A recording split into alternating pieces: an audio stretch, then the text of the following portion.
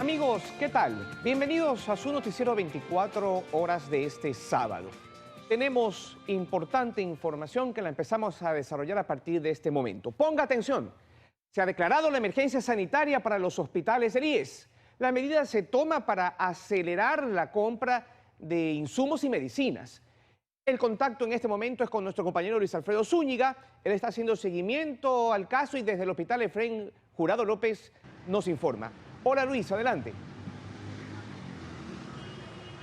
¿Cómo estás, Luis Antonio, amigos televidentes? Efectivamente, a esta hora en vivo, 1 de la tarde con 1 minuto, en efecto, ¿no? Este viernes, mediante un comunicado por parte del IES y también luego lo confirmó el vicepresidente Alfredo Borrero durante el Gabinete Sectorial de Salud, el IES declaró la emergencia a sus hospitales. Con esto se declara ya la emergencia a todo el sistema de salud pública. Hablamos del Ministerio de Salud, IES, ISFA e ISPOL, con el fin de abastecer ya definitivamente de tanto de insumos como de medicinas a los hospitales. Escuchemos lo que se mencionó durante la tarde de ayer y el detalle de esta declaratoria de emergencia en el siguiente reportaje. Veamos.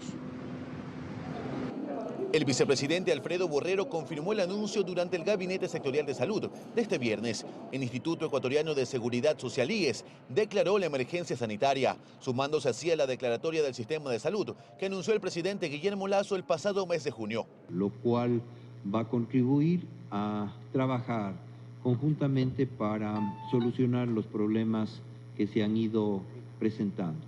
Con esto se busca acelerar el abastecimiento de medicinas e insumos en los hospitales del IES. La resolución de esta institución precisa que la declaratoria de emergencia abarcará a todas las dependencias de la Dirección del Seguro General de Salud Individual y Familiar, así como del Seguro Social Campesino. Los 4 sistemas de salud liderados por el Ministerio de Salud Pública han declarado la emergencia en el sector salud, es decir, Ministerio de Salud Pública, Instituto Ecuatoriano de Seguridad Social, Instituto de las Fuerzas Armadas y de la Policía Nacional.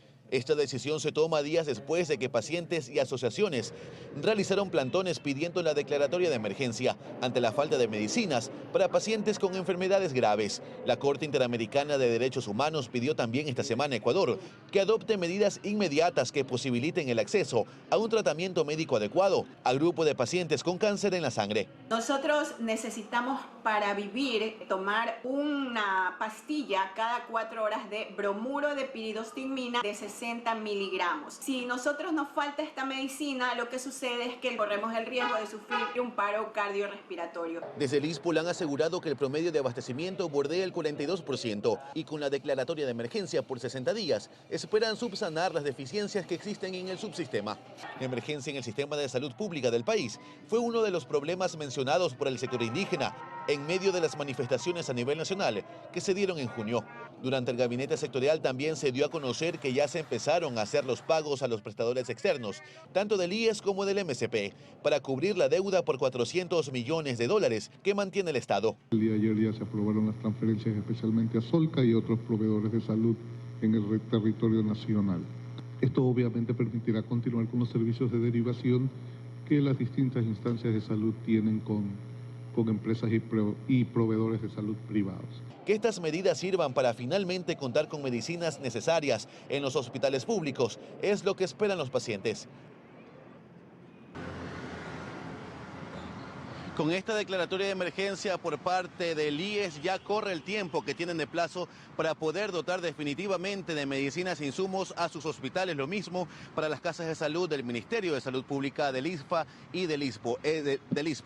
Esto sumado al pago que ya se ha iniciado los prestadores externos, tanto del IES como del MSP. Se espera que esto sea definitivo para que ya existan los tratamientos adecuados en los hospitales públicos para los pacientes. Esta es la información a esta hora de la tarde en vivo. 1:05. Continúas con más en Estudios, Luis Antonio. Muy buenas tardes.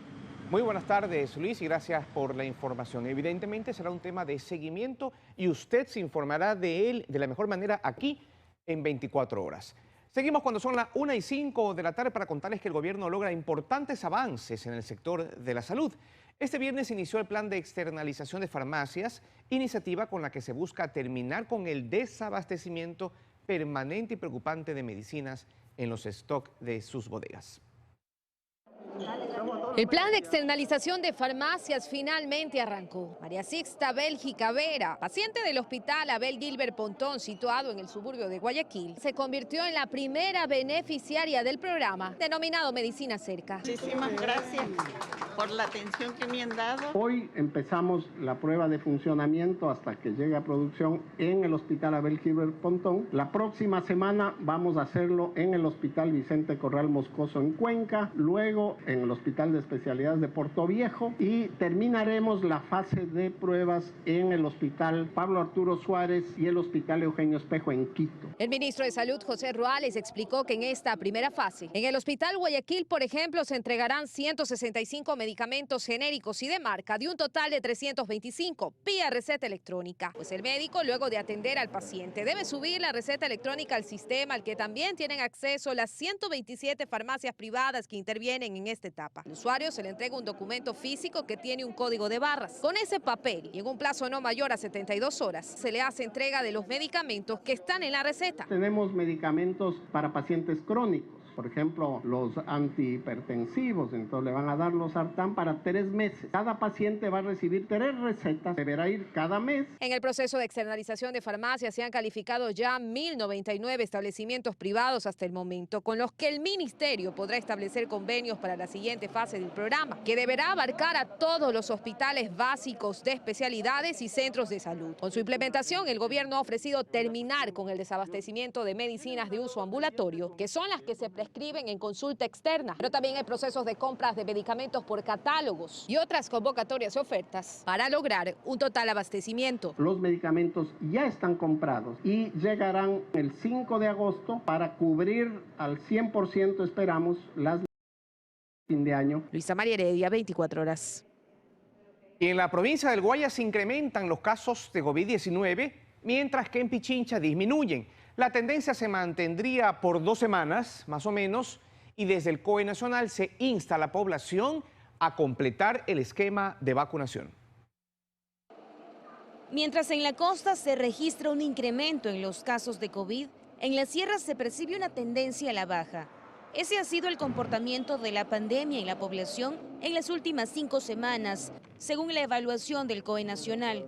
Sin embargo, el incremento de contagios no ha significado un aumento de fallecidos. Si se mantiene la tendencia, esperamos que este incremento se mantenga durante 1 o 2 semanas más y luego empiece a disminuir. No estamos teniendo casos graves que requieran hospitalización. Esto tras remarcar que la tasa de hospitalización no tiene una relación proporcional con el contagio. Es más, la ocupación hospitalaria ha disminuido por COVID y la tasa de positividad en las pruebas para su detección bordea el 38%. De la misma forma, el presidente del COE Nacional, Juan Zapata, detalló que desde la próxima semana, los trabajadores de entidades públicas ya no tendrán 14 días de aislamiento. Determinado que sea 5 días de aislamiento más 4 días de mascarilla nos va a ayudar mucho en la operatividad. A la par, a pedido del Ministerio de Turismo, se modifican los requisitos para el ingreso al país. Los visitantes, siempre y cuando no posean carné de vacunación, deberán presentar una prueba PCR o una prueba de antígenos. Pero esto no es todo. Desde el Ministerio de Educación también se dieron lineamientos y una panorámica actualizada del COVID en la comunidad educativa. 3.117.711 tienen 2 dosis ya, una dosis 500.829 y aún existe 748.771 estudiantes que no han sido vacunados. El COE Nacional enfatizó el uso de mascarillas en espacios cerrados y en lugares abiertos, donde no se pueda cumplir con el distanciamiento. Solo el pasado jueves 14 de julio, Ecuador sumó 2.415 nuevos contagios de COVID-19, una de las cifras más altas de las últimas semanas, lo que elevó el acumulado durante la pandemia a 930.115 casos confirmados. Vanessa Robles, 24 horas.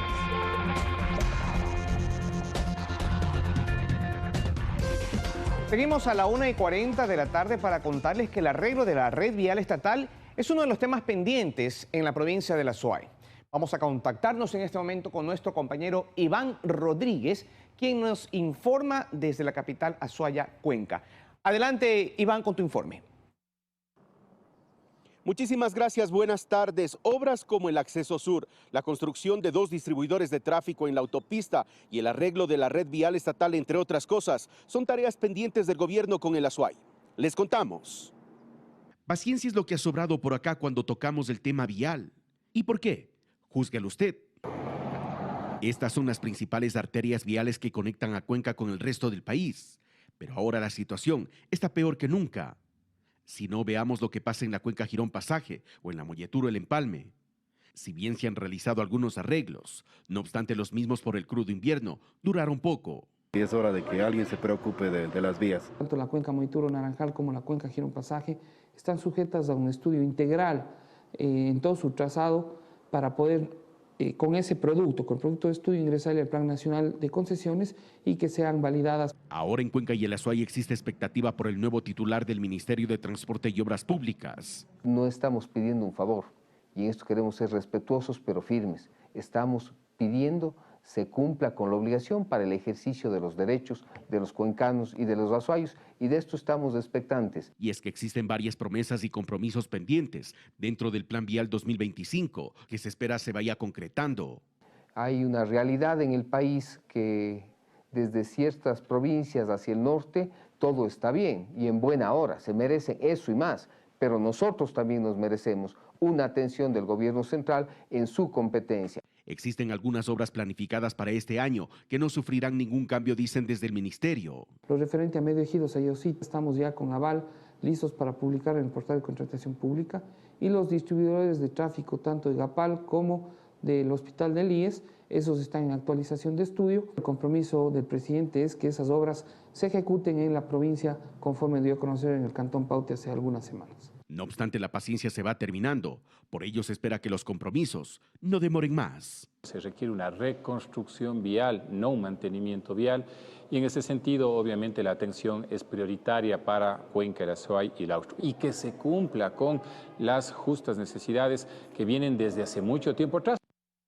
Y tanto las cámaras de la producción como las autoridades de Cuenca esperan en los próximos días reunirse con el nuevo ministro de Transporte y Obras Públicas para conocer su accionar. Es todo desde la ciudad de Cuenca. Retornamos con ustedes a los estudios. De mi parte, buenas tardes. Muy buenas tardes y gracias, compañero, por la información que nos has entregado. Ahora nos vamos al extremo, a la frontera sur. Se ha incrementado allá el contrabando de combustible y de gas tras la disminución de precios a la gasolina eco, extra y diésel. El combustible ecuatoriano de contrabando se vende al menudeo en las calles de Aguas Verdes en Perú. Este es un reportaje especial de nuestro compañero Luis Zúñiga. El contrabando en todo su esplendor. Eso es lo que pudimos observar apenas llegamos a Aguas Verdes en Perú. Lo que ven en imágenes son galones de combustible ecuatoriano que ingresó de contrabando por la frontera y que se venden sin ningún control o cuestionamiento en las calles de Perú. ¿Cuántos galoncitos puede usted vender en un día bueno, por ejemplo? Más 20 galones nada más. De aquí un par de horas nomás y me voy. Lo mismo ocurre con el gas. Por el puente binacional que conecta Huaquillas y Aguas Verdes, cruzan en bicicleta o en moto los tanques de gas ecuatoriano sin que nadie ejerza control. Y luego son vendidos en las calles de Aguas Verdes, en puestos improvisados en las veredas. Van a otros cantones, por ejemplo, desde Santa Rosa, Machala, y traen en vehículos. De ahí proceden a trasvasar. Entonces, de un tanque nosotros, de ellos, hacen dos. En Ecuador, el precio de los combustibles y el gas están muy por debajo de los que se comercializan en Perú.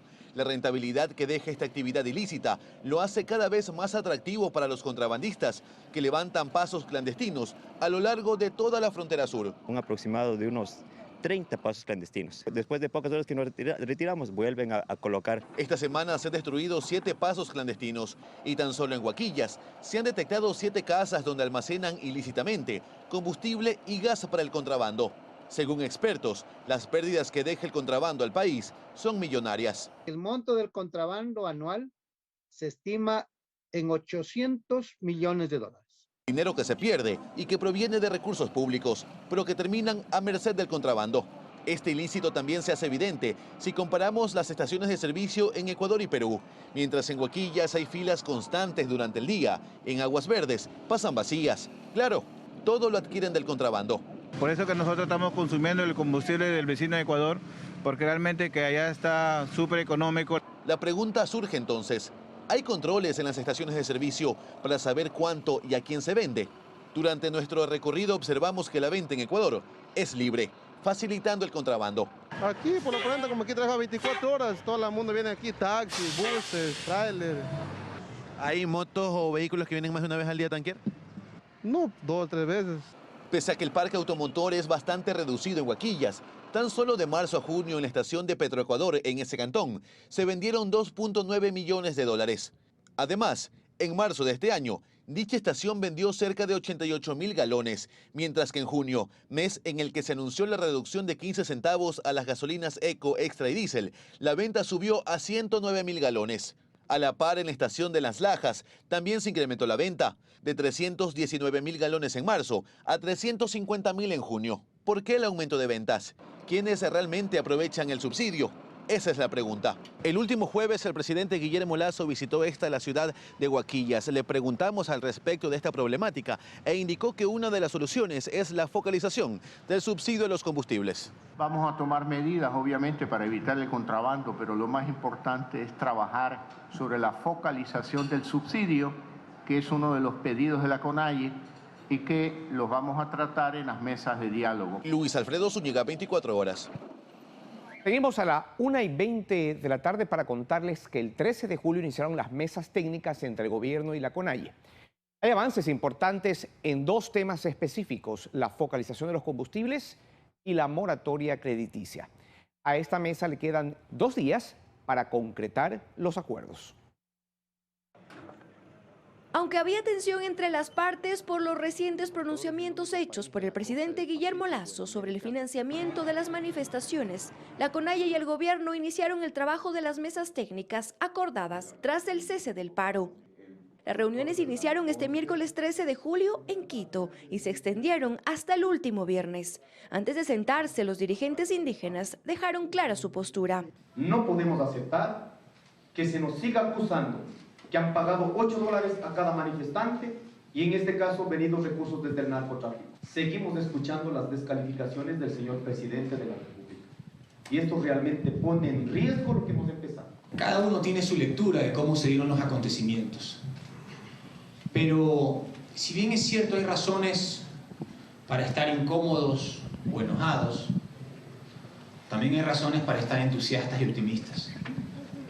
Y al final, como yo siempre digo, a una persona lo terminan definiendo más que sus palabras, sus acciones. En estas primeras mesas se trataron 2 temas. El primero, que tiene que ver con la focalización de los combustibles, y otro con la moratoria de créditos en la banca pública, privada y las cooperativas. Al cierre del tercer día, las partes llegaron ya con propuestas más claras. En cuanto a la focalización de los combustibles, se analizan los mecanismos de cómo aplicarlos y que se beneficien los gremios correctos. Hay un segmento de la población, que lo tendremos que discutir aquí el día de hoy, que, por ejemplo, tiene unos vehículos de alta gama que posiblemente no requieren el nivel de subsidio que requieren otros sectores artesanales o de producción artesanal en el país, o sectores, por ejemplo, de transporte popular, que evidentemente requieren un subsidio para que no suban los precios. En estos primeros días, las organizaciones sociales hablan de al menos 2 posibilidades para focalizar. La primera, ampliar la subvención que ya existe para la pesca artesanal a otros segmentos. Los pescadores tienen un subsidio que está de 1.25, el máximo precio es 1.25 el galón. ¿Qué tiene que hacer a toda la gente que usa maquinarias, herramientas y para hacer producción agropecuaria? Y la segunda, de algún mecanismo que permita identificar a los autos de alta gama. De acuerdo a la metodología acordada, estas mesas técnicas tienen hasta 5 días para trabajar y presentar resultados.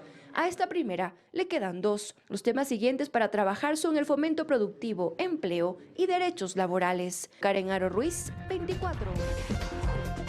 Seguimos para contarles que el delito de extorsión se incrementa en la provincia de Los Ríos, mientras que la cifra de casos resueltos es baja en relación a las denuncias.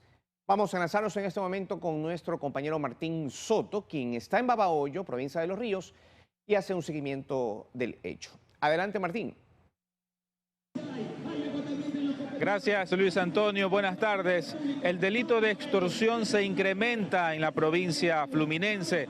Principalmente los comerciantes sienten el temor por parte de bandas organizadas. Asimismo, la cifra de muertes violentas en esta provincia es bastante alta. Les contamos los detalles en este reportaje. Bandas de extorsionadores mantienen asustados a los comerciantes con sus actos de terrorismo, disparando e incendiando locales comerciales con el objetivo de exigirles dinero para financiar sus actividades ilícitas. Diciendo que ellos son una banda y están en guerra y necesitan ayuda económica, en la cual nos pedían $5.000. A la Fiscalía de Los Ríos llegan diariamente denuncias de extorsión, pero en lo que va de este 2022, la cifra de casos resueltos es muy baja. Apenas 9 casos fueron judicializados y solo 3 obtuvieron una sentencia. Durante esta semana, la Policía Nacional detuvo a 2 personas con tacos de dinamita artesanal, armas y municiones de alto calibre que serían para extorsionar comerciantes. Y aunque recibieron prisión preventiva por 30 días, la ciudadanía no confía en el sistema judicial. Pero las autoridades la sueltan rapidito. Más se demora en capturar a las personas que están afuera. El otro factor de inseguridad en la provincia son las muertes violentas, que se ha incrementado durante el 2022, con 192 muertes violentas en Los Ríos. De ellas, solo 37 casos fueron resueltos por las autoridades, mientras que 11 están con boletas de captura y 139 permanecen en investigación. Todo esto apenas a mitad de año en la provincia. El porcentaje de casos resueltos tanto por el tema de extorsión como por muertes violentas es bastante bajo con relación a las cifras denunciadas e investigadas también por la Policía Nacional. Así está la situación en la 4ª provincia más poblada del país. Continúan ustedes con más información en estudios. Buenas tardes. Buenas tardes, Martín, y gracias por tu reporte. Ahora, cuando son las 1:28 de la tarde, les contamos que media tonelada de cocaína incautada y 5 detenidos es el resultado del último operativo antinarcóticos ejecutado en el país. La droga era transportada en una embarcación que salió desde el puerto de Manta. Nuestro compañero Alberto Luna tiene los detalles desde la Dirección de Investigación de la Policía. Adelante, compañero. ¿Qué tal, Luis Antonio? Amigos televidentes, muy buenas tardes. La policía informó esta mañana sobre un nuevo golpe al narcotráfico que se logró en alta mar. Media tonelada de cocaína fue decomisada en una embarcación que tenía como destino México. 5 personas fueron detenidas. Les tenemos los detalles en el siguiente reportaje. La droga fue encontrada en una embarcación que zarpó desde el puerto de Manta en la provincia de Manabí. Su destino era México. Y se encontraron en su interior varios sacos de yute que contenían aproximadamente 500 kilos de cocaína. Es importante señalar que estos kilos estaban de forma camuflada en diferentes partes del fuselaje de la embarcación. Los 5 hombres que estaban en la embarcación fueron detenidos. 2 de nacionalidad ecuatoriana y 3 de nacionalidad colombiana, quienes no registran antecedentes judiciales. Con este nuevo golpe al narcotráfico suman 110 toneladas de droga decomisadas en lo que va del año, una cifra récord. En 2021, a esta altura del año, se habían incautado 89 toneladas. Somos conscientes de que ante una producción fuerte de nuestros vecinos países, siempre están buscando el cómo buscar países de paso, países de embarcación para poder trasladar esta sustancia ilegal a sus diferentes puertos. El director nacional de investigaciones también dio a conocer que este año se han desarticulado en total 11 bandas delictivas dedicadas a transportar droga por alta mar desde el perfil costanero ecuatoriano, dejando 59 detenidos. Es importante recordar, amigos televidentes, que esta semana se publicó un informe de la ONU que ubica a Ecuador como el 3er país con mayor incautación de cocaína después de Colombia y Estados Unidos. Justamente la droga incautada en este nuevo golpe al narcotráfico corresponde a cocaína. Es la información que les tengo a esta hora. Regreso a estudios. Muy buenas tardes. Buenas tardes, compañero, y gracias por la información. Ya son las 1:31 de la tarde. Vamos a contarles ahora que una jueza de San Borondón anuló una de las 2 órdenes de prisión que se habían emitido en contra de Leandro, alias el patrón Norero. Le dispuso medidas alternativas en el proceso abierto por tenencia de armas. El próximo martes, 19 de julio, se le podría levantar también la orden de detención que tiene por el caso de lavado de activos. Una vez más, la justicia ecuatoriana favorece a Leandro Norero Tigua. El presunto narcotraficante detenido y procesado por lavado de activos está a solo un paso de recuperar su libertad. Este viernes, la jueza Glenda Ortega de la Unidad Judicial de San Borondón dejó sin efecto la orden de prisión preventiva que pesaba en su contra dentro de una causa penal por tenencia ilegal de armas. La magistrada reemplazó la medida cautelar por prohibición de salida del país, alegando que se trata de un delito menor que no supera el año de prisión, que es la tesis que manejó la defensa de Norero. Sin embargo, el fallo no puede ejecutarse y el patrón Norero seguirá detenido porque en su contra hay otra orden de prisión que corresponde al proceso por lavado de activos. Aunque esta medida también será reconsiderada por la justicia en los próximos días, pues la defensa de Norero apeló la decisión y la audiencia telemática para revisar esa orden de prisión preventiva está prevista para el próximo martes 19 de julio a las 16:20. Leandro Norero Tigua fue detenido en mayo de este año en su mansión situada en el cantón San Borondón, en la que la policía halló 6 armas de fuego, $6 millones en efectivo y 42 piezas de oro. Según el Ministerio del Interior, alias el patrón es llamado así por ser el financista de las bandas del crimen organizado que operan en el país. Incluso se lo define como un narco invisible. La justicia ecuatoriana ya antes había fallado a su favor, permitiéndole recuperar su mansión e incluso a sus mascotas que estaban a cargo de inmobiliar tras su detención. Luisa María Heredia, 24 horas.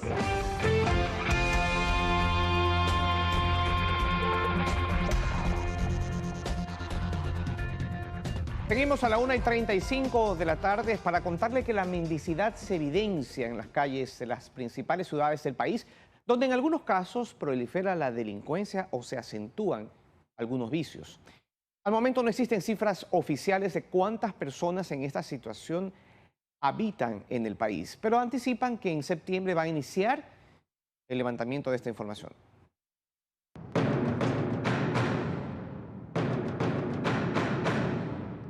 En algunos casos es la falta de vivienda, trabajo, pobreza, discapacidad o en otros la vejez. Estas son algunas de las causas que los llevaron hasta este punto de sus vidas, pero es la realidad que los acompaña. De día el panorama luce así y en la noche se intensifica.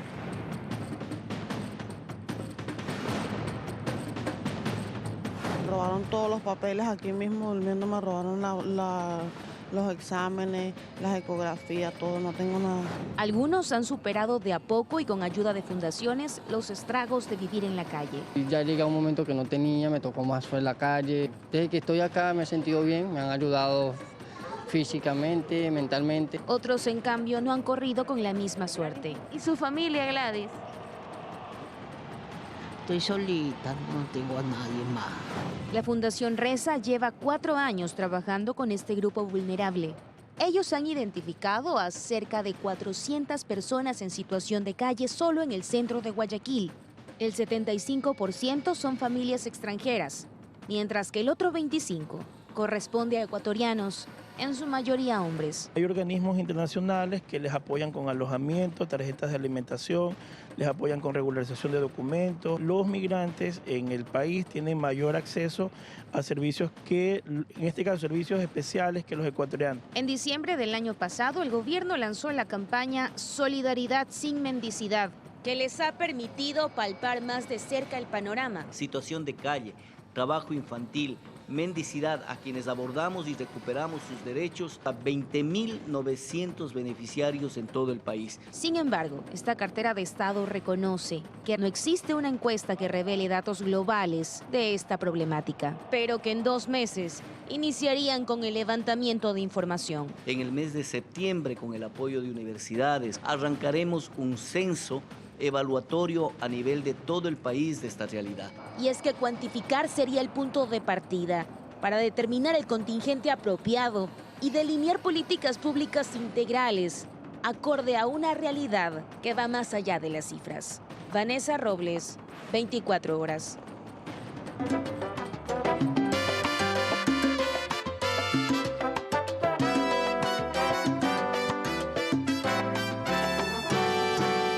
Voy a contar qué me pasó. Yo era un turista. Son las 1:38 de la tarde. Con gastronomía espectacular, arte y buena música, Guayaquil sigue celebrando a lo grande sus 487 años de fundación.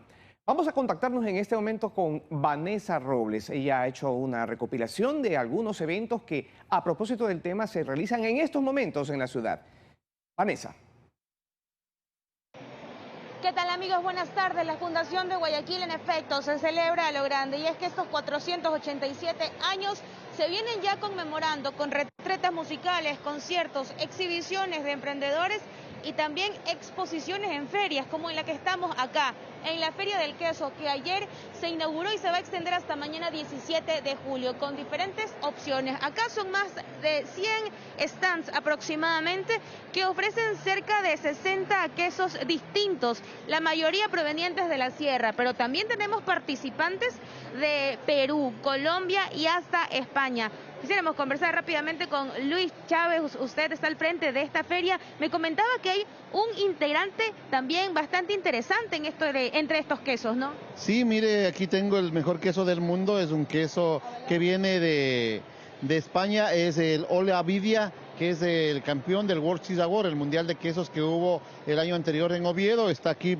participando en la cata mundial de los quesos. También tenemos un queso de España, un queso, miren la textura de este queso, es un queso zamorano. Tenemos quesos, el queso Idiazábal, igual de oveja. Esto es queso de cabra. Tenemos un queso de cabra, de vaca, tenemos quesos colombianos, quesos del mundo. Del mundo tenemos para ustedes que vengan a visitarnos en la Feria del Queso. Así es, nuestros quesos y también la visita de estos quesos extranjeros. Muchísimas gracias. Entonces, como usted lo puede apreciar, amigos, son algunas de las opciones que tenemos para divertirnos, y no solo acá en la Feria del Queso. Se vienen realizando retretas musicales, por ejemplo. Pasadas las 2 de la tarde se prevé que en la misma calle Panamá cerca de 60 emprendedores vayan allá con sus diferentes opciones de negocios para entretener, atraer y, por supuesto, dar diferentes alternativas a propios y extraños quienes les visiten. También a las 4 de la tarde en Olmedo y Malecón se tiene previsto que lleguen diferentes estatuas de bronce, vienen desde Quito. En cuanto acá, si usted se pregunta cómo hace para ingresar hasta la Feria del Queso, cuesta $2.50 la entrada, desde las 12 del día hasta las 9 de la noche, y si no ha podido hacerlo ahora, tiene la oportunidad hasta mañana 17 de julio.